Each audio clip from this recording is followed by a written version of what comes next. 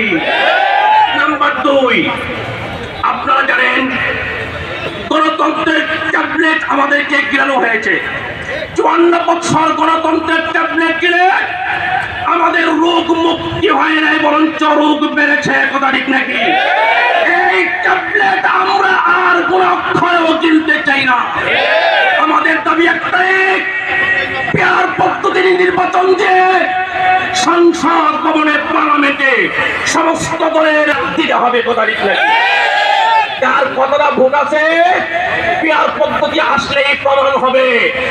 গতানুগতিক ভাবে 100% ভোটের মধ্যে 30% ভোট পেয়ে পাস করে আর 70% মানুষের রক্ত নিয়ে হোলি খেলা সামনে আমরা আর দেব না। কথা ঠিক রাখি।